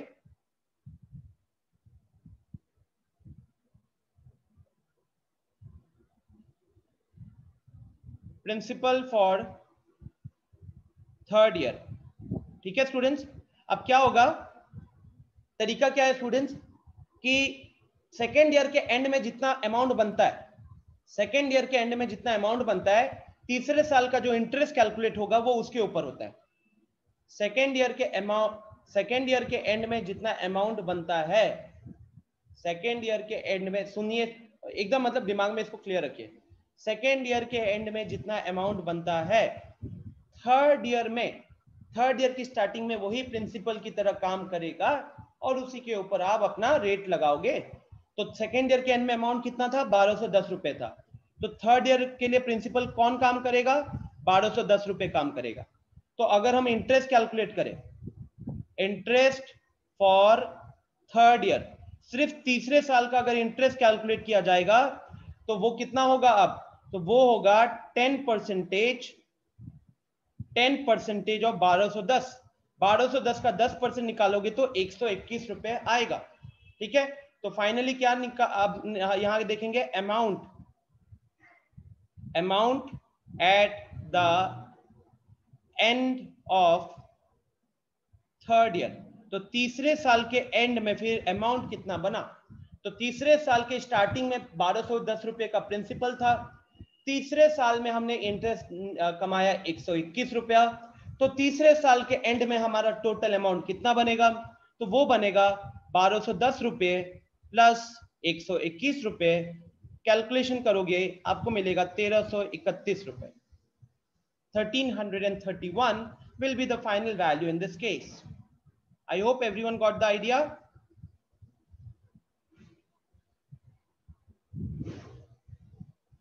ये टेबल इसलिए बनाया हो ताकि आपको पता चले कि ये सीआई कैसे कैलकुलेट हुआ है। यस नयन बताइए। सर इसी तरह से 4 ईयर से थर्ड ईयर में लगेगा। एग्जैक्टली। अब अगर चौथे साल के लिए निकालना होता तो ये 1331 के ऊपर 10% लगता, तो मतलब टेबल की तरह चलते रहेगा। एग्जैक्टली, टेबल की तरह चलते रहेगा। ठीक है, ये हो गया बिना फॉर्मूला के। ये तो हमने कैसे कैलकुलेट किया है, हमने कंपाउंड इंटरेस्ट के डेफिनेशन के बेसिस पे कैलकुलेट किया है। समझ में आ रहे हो, समझ में आ रहा है? सॉरी कौशिक बताइए, कोई डाउट? सर यही था सर, नयन वाला सर। मतलब इसका सर कभी भी अंत नहीं होगा सर, कितना भी निकाल सकते हैं। मतलब अंत कैसे होगा कि अगर मान लो कि आपने 5 साल के लिए लोन लिया है, यस तो सर, आप ये टेबल कितनी बार कैलकुलेट करोगे? 5 बार 5 बार। कैलकुलेट कर, बस वही चीज होगी। ओके सर, हाँ हो गया सर। ओके।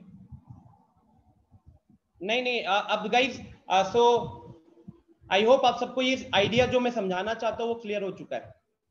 ठीक है, कि this is how compound interest is calculated. अब थोड़ा सा हम लोग समझते हैं कि कहां पे कंपाउंड इंटरेस्ट काम करता है। तो गाइस, जो बैंक होते हैं ना, बैंक का जो इंटरेस्ट वाला जो बात होता है, ठीक है, ये आपके लिए जानना जरूरी है। बैंक के लिए जो ये काम होता है, ये कंपाउंड इंटरेस्ट पे काम करते हैं, कंपाउंड इंटरेस्ट पे काम करते हैं। बैंक का रियल सोर्स क्या होता है जानते हो? पैसे का। आपको तो पता है कि बैंक लोन देती है, लेकिन लोन कैसे देती है? हम लोगों को जो बैंक में खाते होते हैं, सेविंग्स अकाउंट बोलते हैं, तो हम जब अपना सेविंग्स अकाउंट रखते हैं ना, मान लो एसबीआई, तो एसबीआई हमको 3% का इंटरेस्ट रेट देती है। मतलब अगर हमने 1000 रुपए रखे एक साल के लिए, 1000 रुपए रखे एक साल के लिए, तो हमको उस पर कितना इंटरेस्ट मिलेगा? हमको 3% का इंटरेस्ट मिलेगा। तो 1000 का 3% कितना हुआ? 30 रुपए हुआ।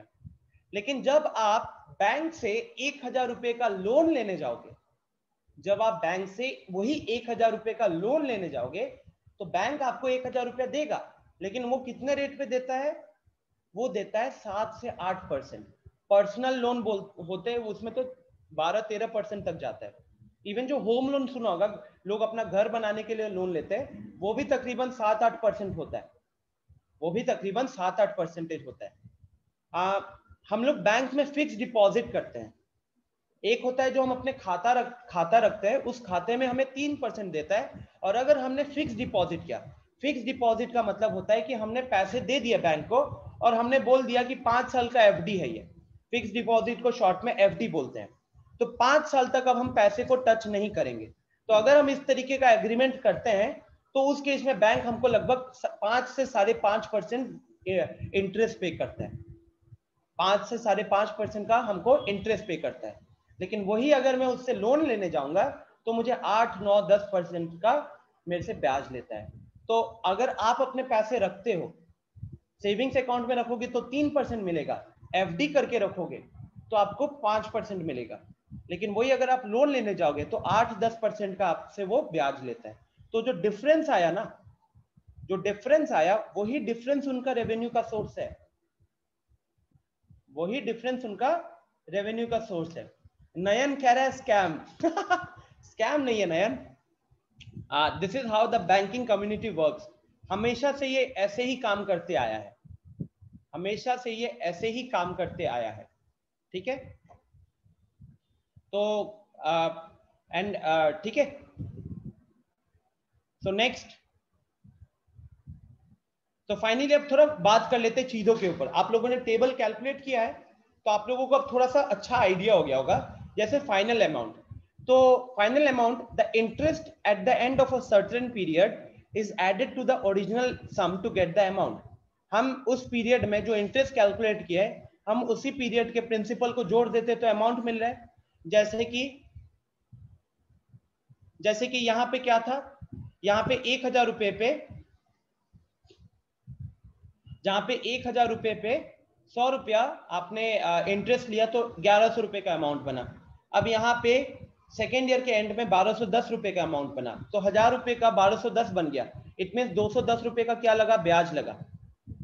1000 रुपया 1331 हो गया, 1000 रुपया 1331 हो गया, तो 331 रुपए का यहाँ पे इंटरेस्ट बना, है ना। सो फाइनल अमाउंट कैसे ऑब्टेन करते हैं हम लोग, तो प्रिंसिपल के साथ सारे इंटरेस्ट को जोड़ते हैं, और यही जो अमाउंट बनता है, this amount now becomes the principal for the next period. जैसे हमने देखा कि सेकेंड ईयर के एंड में हमारा बना था 1210 रुपये, तो जब आप लोगों ने खुद अभी थर्ड बॉक्स जो कैलकुलेट किया था, थर्ड बॉक्स के प्रिंसिपल में आपने क्या डाला था, आपने 1210 रुपये डाले थे। तो सेकेंड ईयर के एंड में जो फाइनल अमाउंट बना वही आपके तीसरे साल के स्टार्टिंग में प्रिंसिपल की तरह काम किया।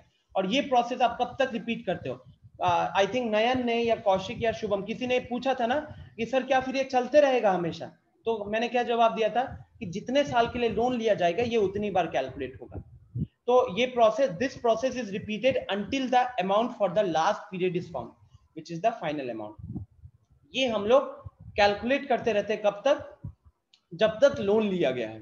तो मान लो 5 साल के लिए लिया गया था, जैसे मान लो इस केस में 3 साल के लिए लिया गया था, मान लेते 3 साल के लिए लिया गया था, तो 3 साल के एंड में हमारा अमाउंट कितना बना, 1331 रुपए। तो ये इस पूरे सिनेरियो का 10% का हिसाब से 1000 रुपए का लोन कंपाउंड इंटरेस्ट पे 3 सालों के लिए कितना पे करना पड़ेगा आपको 1331 रुपए पे करने पड़ेंगे। तो ये 1331 को हम फाइनल अमाउंट बोलेंगे। ये बीच में सब नॉर्मल अमाउंट हो गया, ठीक है, बीच में ये अमाउंट अगले साल का प्रिंसिपल बन गया, ये अमाउंट अगले साल का प्रिंसिपल बन गया, बट ये क्या है, this is the final amount.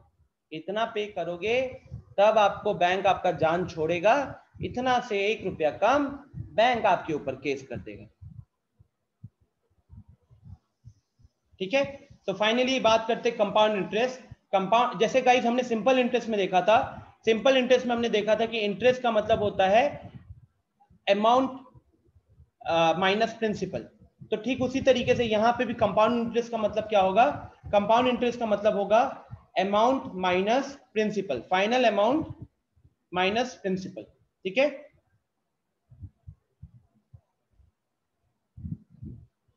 Aditya निकाल सकते हैं, वो सब हम थोड़ी देर बाद आएंगे उसके ऊपर, ठीक है।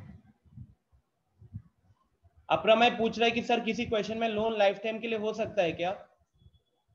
हो सकता है अप्रमय, अगर बैंक अपने खुद के मतलब मान लो कि बैंक अगर मेरे फादर की है तो फिर मैं थोड़ी ना लोन पे बैक करूंगा, तो वो लोन मेरे लाइफ टाइम के लिए हो गया।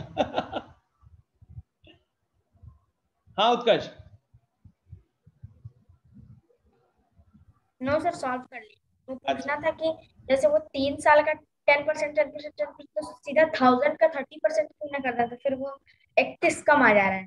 हाँ एग्जैक्ट, वो सिंपल इंटरेस्ट होता है। आप जैसे कर रहे हो ना, अगर आप 10% करके सिंपल इंटरेस्ट देखोगे तो 1330 रुपए बनेगा, 1300 रुपए बनेगा, 1300 रुपए बनेगा, लेकिन सीआई में इसलिए ज्यादा होता है क्योंकि अब आपको इंटरेस्ट के ऊपर भी इंटरेस्ट पे इंटरेस्ट के ऊपर इंटरेस्ट, इंटरेस्ट के ऊपर इंटरेस्ट है। हाँ, और आप जब 10% कैलकुलेट करो तो 10% आप सिर्फ 1000 पे करो प्रिंसिपल, सिर्फ 1000 पे। यस सर, वो एसआई में होता है। चलो, so finally guys here comes the formula जिसका आप वेट कर रहे थे। Formula of compound interest is CI is equal to P times of 1 plus R by 100 whole to the power n minus P। ये वाला पार्ट हो गया आपका amount minus principal, amount minus principal, ठीक है। ये जो इतना पार्ट दिख रहा है ना, देखो मैं यहाँ पे साइड में लिख देता हूं, amount is equal to P times 1 plus R by 100 whole to the power n। ये आपका फाइनल अमाउंट होता है, ठीक है। P क्या है, principal, R rate, T time, नीचे, ठीक है। अच्छा यहाँ पे T नहीं है, यहाँ N दिया हुआ है, तो मैं इसको काट के मैं N कर देता हूं, ठीक है। अब फॉर्मूला हार्ड है कि नहीं? टेबल में बड़ा मजा आया था, फॉर्मूला में देखो तो राइट। अच्छा, उसके बाद सोचो, ऐसे कैलकुलेट करेंगे तो पहले आएगा क्या, अमाउंट, फिर उसमें से P माइनस करेंगे, फिर उसमें से P माइनस करेंगे।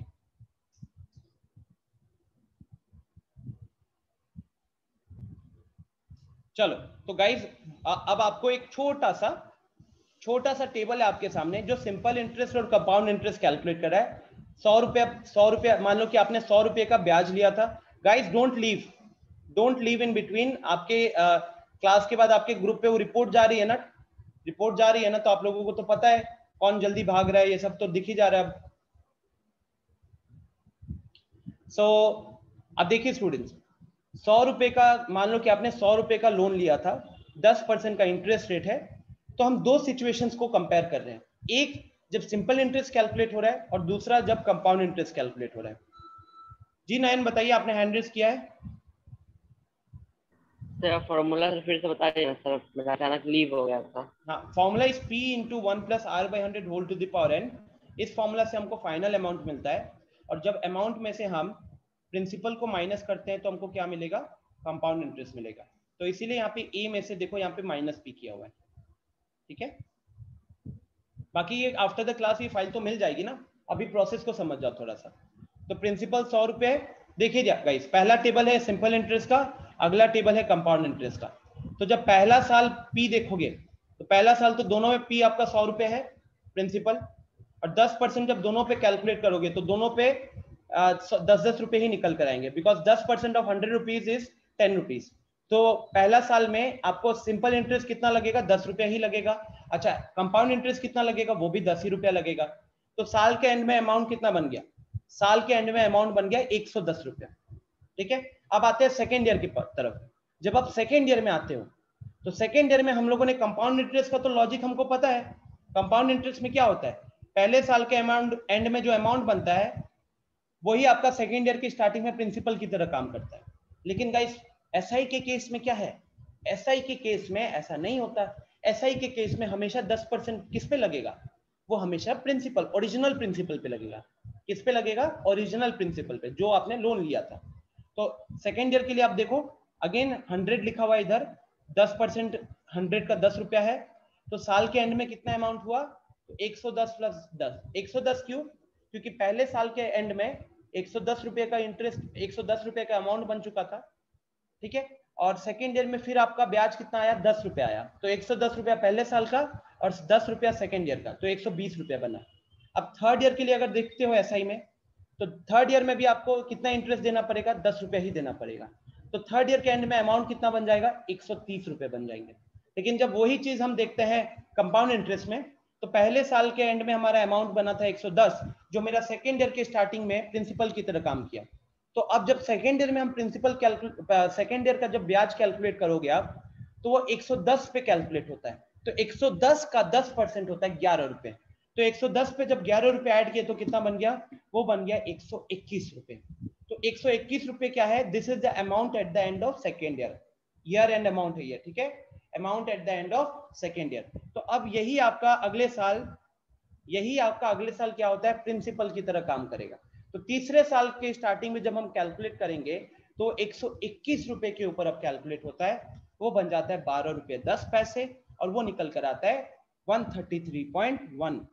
तो फाइनली इससे क्या सीखा आप लोगों ने कि अगर सेम रेट से अगर हम इंटरेस्ट कैलकुलेट करें तो हमारा सिंपल इंटरेस्ट 130 बना, सिर्फ कंपाउंड इंटरेस्ट 133 रुपए बना, 133 रुपए 10%।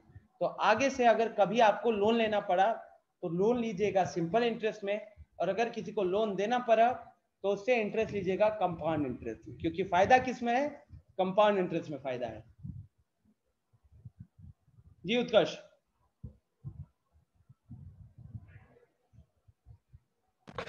सर इस टेबल का कोई सिग्निफिकेंस है क्या? इसको याद भी करना पड़ेगा, क्योंकि सर ये तो सिर्फ 100 के बेसिस पे निकालेगा। सुनो, सबसे पहले आपके केस में तो एक मैंने एक डीमेरिट देखा है कि you try to remember the things, you try to memorise, ठीक है? You can not learn mathematics, you can only understand mathematics. तो जो आपने सबसे पहले सवाल पूछा कि क्या ये याद करना पड़ेगा, this is not a formula, this is how the process of simple interest and compound interest is calculated. क्या आप किसी प्रोसेस को याद रख सकते हो? बताओ, प्रोसेस को समझा ही जा सकता है ना, फॉर्मूले को याद रखते हैं, ठीक है? फॉर्मूले को याद रखो, प्रोसेस तो जब आप एक दो क्वेश्चंस को सॉल्व करते हो तो प्रोसेस आपको समझ में आने लग जाता है, उसको याद करने की जरूरत नहीं पड़ती है। और सेकंड सजेशन है उत्कर्ष, जो मैंने फील किया आपके केस में, you try to memorise the things. Trust me, maths में तुम 10th तक शायद निकल जाओ, 10th के बाद तो जिंदगी अलग दुनिया में निकल जाती है। कितना रट्टा मारोगे? जी कौशिक बताइए। सर इसको यही पूछ रहे थे कि अगर सर आप क्वेश्चन दीजिएगा तो सर ये वाले फॉर्मूला पे बनाएंगे कि सर जो पहले टेबल वाला बनवाए वही? देखो, अगर आपके स्कूल के हिसाब से बात करें तो आपको फॉर्मूला लगाना पड़ता है, ठीक है? बट अगर हम कॉम्पिटिटिव एग्जाम्स के पॉइंट ऑफ व्यू से थोड़ा बात करें ना, तो कभी कभार ये टेबल जो हम बनाए हैं ये हमको हेल्प करता है समझने में चीजों को। बहुत जगहों पे ना काम आसान कर देता है ये टेबल, ठीक है? Yes sir. पर सर आसान तो लगा सर टेबल ही वाला। टेबल वाला आसान है, बट देखो कि क्या होता है कि अगर हम 3 साल के लिए टेबल कैलकुलेट करते रहेंगे ना तो कहीं ना कहीं वो भी टाइम इतना कम नहीं लेता है। अल्टीमेटली फैक्टर क्या है? टाइम। फॉर्मूला खतरनाक दिख रहा है, लेकिन जब हम 3 क्वेश्चन उसके ऊपर सॉल्व करेंगे ना तो शायद वो आपको समझ में आने लग जाए, वो भी आपको मुश्किल ना लगे, राइट? अभी तो हम खाली एक्सप्रेशन को देख रहे हैं, हमने फॉर्मूला यूज करके अभी क्वेश्चन सॉल्व नहीं किया है, तो थोड़ा सा वेट करेंगे तो वो भी हो जाएगा। ओके? हाँ, श्रेया आपने भी हैंड रेज किया था, बताइए। नो सर, पे इंटरेस्ट की जगह पे। So guys, now there's a question coming up on your screen. Find the compound interest on 21,000 rupees for 3 years at 10% per annum when compounded annually. ठीक है? अब देखो कैसे सॉल्व करोगे, घबराने की जरूरत नहीं है। आप ये चीज पहली बार कर रहे हो और पहली बार में शायद ही कोई होता है जो सब कुछ सॉल्व कर लेता है। आपको घबराना उधर चाहिए जो आपने पिछले साल या उससे पिछले साल की हुई है और वो आपसे नहीं हो रहा, दैट इज गलत। यहाँ पे घबराना बिल्कुल नहीं। अभी जैसे शुरुआत की बात करें तो आपको सबसे पहले क्वेश्चन पढ़ के पहचानना होगा क्या क्या इंफॉर्मेशन दिया हुआ है। तो मैं अगर आपसे पूछूं कि ये 21,000 क्या है, व्हाट इज दिस 21,000, इसको क्या बोलेंगे हम लोग? क्लास शुरू किया था तो हमने कुछ टर्म्स बताए थे ना, बेसिक टर्म्स, तो उस हिसाब से इस 21,000 को क्या बोलेंगे? चैट बॉक्स में बताइए।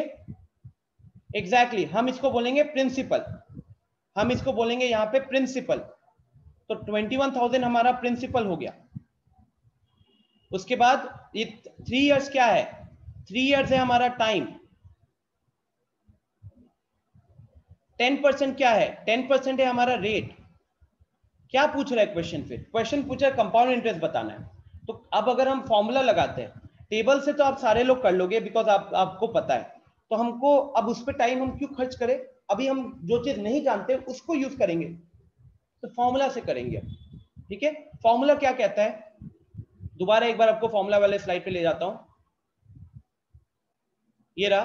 तो सबसे पहले अमाउंट पे बात करें तो amount is equal to P into 1 plus R by 100 whole to the power n।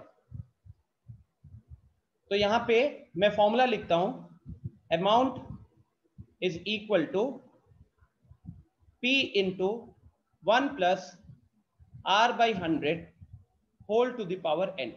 अब मैं यहाँ पे वैल्यू पुट करता हूँ, फॉर्मूला में वैल्यू पुट करता हूँ, तो P का वैल्यू ऊपर दिख ही रहा है 21,000 रुपए, इनटू ब्रैकेट आया 1 प्लस, अब r की वैल्यू रखेंगे तो 10 upon 100 whole to the power n। n में जाता है टाइम, n में जाता है टाइम, तो टाइम कितना बनेगा? टाइम बनेगा 3 साल का, तो यहाँ पे डालेंगे 3। ठीक है, अब ये कैलकुलेट करना है। दिक्कत क्या है? दिक्कत है बस वो क्यूब आ गया ना, दिक्कत है वो क्यूब आ गया। तो देखो उस क्यूब को कैसे डील करेंगे, क्यूब को कैसे डील करेंगे। तो यहाँ पे मैंने उस पूरे प्रोसेस को रखा भी हुआ है टाइम बचाने। मुझे लगा था कि क्लास के एंड में डिस्कस होगा, तो मैंने सॉल्यूशन तक रखा हुआ। तो ये देखिए स्टूडेंट्स, फॉर्मूला था ये अभी लास्ट वाले अगर देखोगे तो यहाँ पे हमने वैल्यू पुट की थी, इस पोजीशन तक मैंने लिखा है। अब अंदर अगर आप एलसीएम लेते हो, सबसे पहले ब्रैकेट में एलसीएम लोगे तो एलसीएम किसका आएगा? 100 का एलसीएम आएगा और ऊपर 100 + 10 110 बन जाएगा। अब 100 + 10 110 जब हो गया तो कहीं ना कहीं आप देख सकते हो कि एक जीरो भी तो कैंसिल होगा, फिर दोनों में से एक जीरो जो है ये कैंसिल होगा, तो ऊपर क्या बचेगा? अब वो बन गया 11/10, 11/10। अब 11/10 का क्या है? 11/10 का क्यूब लगा हुआ है। तो गाइस हमने cube and cube root chapters भी तो करा हुआ है। क्यूब का मतलब तो पता है ना, जब एक नंबर को खुद से 3 बार मल्टीप्लाई किया जाता है तो वहीं से क्यूब निकल कर आता है। तो यहाँ पे अगर हम 11/10 का क्यूब कर रहे हैं, 11/10 का क्यूब कर रहे हैं तो क्या बन जाएगा? 11/10 इंटू 11/10 इंटू 11/10। तो ये लिखने में किसी को दिक्कत होगी क्या? बताओ। आई थिंक यहां तक तो किसी को दिक्कत नहीं होने वाला ना। कोई दिक्कत होगा किसी को? यहां तक कोई दिक्कत होना चाहिए क्या? बिल्कुल नहीं होना चाहिए गाइस। आपको क्या किए? आपने वैल्यू पुट किया, वैल्यू पुट करने के बाद ब्रैकेट के अंदर जो चीज थी उससे हमने क्या किया? हमने कैलकुलेट किया है, पहले एलसीएम लिया तो 110 डिवाइडेड बाय 100 बन रहा था, ऊपर नीचे से एक जीरो कैंसिल किया तो बना 11/10। 11/10 का क्यूब था तो हमने 3 बार उसको मल्टीप्लाई किया। श्रेया p माइनस होगा, ये अमाउंट है, क्वेश्चन में CI दिया हुआ है मुझे पता है, बट अमाउंट जब तक कैलकुलेट नहीं करेंगे तब तक हम CI नहीं निकाल सकते इस फॉर्मूले के हेल्प से। ठीक है, मैं आपको हैंड रेस अनम्यूट करूंगा, बट अगर ये आपका कंसर्न है तो मुझे ऑलरेडी पता है, मैंने सिर्फ अमाउंट वाला पार्ट अभी रखा हुआ है। तो गाइस अब यहाँ पे कैसे कैलकुलेट करोगे? तो ऑब्वियस सी बात है, अब हमारे पास ज्यादा ऑप्शन नहीं है। अब यहाँ पे ज्यादा से ज्यादा क्या कर सकते थे? तो एक जीरो ये कैंसिल करेगा, इसके बाद एक जीरो यहाँ वाला कैंसिल होगा एंड एक जीरो यहाँ वाला कैंसिल होगा। तो फाइनली हमारे से क्या हुआ कि डिनोमिनेटर पूरा खत्म हो गया, लेकिन न्यूमरेटर में क्या है? न्यूमरेटर में वो सारी चीजें बची हुई है। तो अब 21 इंटू 11 इंटू 11 इंटू 11, अब आपको ये मल्टीप्लाई करना है। अब अगर आप चाहो तो पहले 21 इंटू 11 को मल्टीप्लाई कर लेना, 210 + 21 231 हो जाएगा यहाँ पे, और यहाँ पे 121 हो जाएगा, और फिर 231 इंटू 121 को मल्टीप्लाई करोगे तो ये आएगा। कैलकुलेशन में टाइम लगेगा, आई एग्री, मैं समझता हूँ कि हाँ कैलकुलेशन में टाइम लगेगा, बट ये कैलकुलेशन सबको करना पड़ेगा। तो क्लास के हर एक स्टूडेंट को कहीं ना कहीं इसको सॉल्व करना पड़ेगा। तो आप जो थोड़ा सा भी फास्ट होगा कैलकुलेशन में, उसके लिए कोई बड़ी बात नहीं है। जी श्रेया, अब बताइए। सर फॉर्मूला में आपने माइनस p लिखा, लेकिन इसमें माइनस p नहीं है। फॉर्मूला में कंपाउंड इंटरेस्ट भी तो लिखा हुआ था, यहाँ पे सिर्फ a लिखा हुआ है। अगर आपको एक बार फॉर्मूले पे ले जाओ तो ये देखो, इस बॉक्स में CI लिखा हुआ है, जबकि साइड में मैंने क्या लिखा हुआ है? सिर्फ अमाउंट लिखा हुआ है। ठीक है, तो अब अमाउंट कैलकुलेट करेंगे, फिर उसमें से p माइनस कर देंगे तो हमारे पास CI आएगा। तो अभी जो हमारे को आंसर दिख रहा है ये 27,951, ये मेरा आंसर नहीं है, ये मेरा कंपाउंड इंटरेस्ट नहीं है, ये तो मेरा सिर्फ अमाउंट है। ठीक है, अमाउंट, यस। तो हाँ नयन, आपने भी हैंड रेस किया जी, पूछिए क्या पूछना है। सर जो क्यूब है तो सर उस क्यूब को 1, 10 और 100 में भी लगा सकते हैं। लगा सकते हो, बट ऊपर नीचे सेम नंबर दिखेगा तो सिंपलीफाई करके ना क्यूब लगाना। आप ही बताओ कि अगर मैं आपसे एक छोटा सा सवाल पूछूं, 8 डिवाइडेड बाई 2 का क्यूब बताओ, आप कैसे कैलकुलेट करना चाहोगे? सर 4 पे लगा के। आसान होगा ना। अब ये इतना महान काम तो नहीं करोगे कि 8 क्यूब डिवाइडेड बाई 2 क्यूब, फिर 8 क्यूब निकाला 512 और 2 क्यूब निकाला 8, उसके बाद डिवाइड कर रहे हो।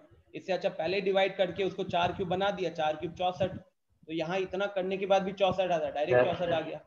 ठीक है, हमेशा चीजों को सिंप्लीफाई करके कैलकुलेशन किया कीजिए। तो गाइज यहाँ से हमें मिला अमाउंट, यहाँ से हमें मिला अमाउंट, तो देयरफॉर कंपाउंड इंटरेस्ट कितना होगा? Compound interest will be equal to amount minus principal. Amount कितना निकाला नीचे? 27,951। प्रिंसिपल कितना था? 21,000। तो 27,951 में से जब 21,000 को माइनस करेंगे तो क्या आने वाला है? We will get 6,951। ये हमारा इंटरेस्ट होने वाला है। ये हमारा फाइनल आंसर होगा इस क्वेश्चन का। ठीक है, अच्छा तो ये आगे वाली चीज मैं नेक्स्ट क्लास में कंटिन्यू करूंगा। 1:30 बज चुका है, राइट? कुछ क्वेश्चंस भी रखे थे मैंने, but it's completely fine. I hope आज की क्लास आपको समझ में आई होगी। बहुत मतलब नेट से ढूंढ के मैंने सोचा कि how to make the process easy. जब तक आपको आइडिया क्लियर हो जाएगा ना, देखो फॉर्मूला यूज करना is not difficult. I think ये इस क्वेश्चन के बाद आप लोगों को ये चीज अच्छे से दिख गई होगी ना कि फॉर्मूला यूज करना दिक्कत नहीं है। लास्ट में वो क्यूब होगा, स्क्वायर होगा, वो कैलकुलेट करके मल्टीप्लाई करने में थोड़ा सा हेडेक है, वहीं पे बस थोड़ा सा हेडेक होने वाला है। ठीक है, तो आपको अब थोड़ा सा होमवर्क दूंगा और अब आप उसको सॉल्व कीजिएगा। ठीक है, होमवर्क में आप लोगों को ग्रुप पे अपडेट कर दूंगा। ओके, चलो फिर, thank you everyone for joining the session. मिलते हैं नेक्स्ट वीक।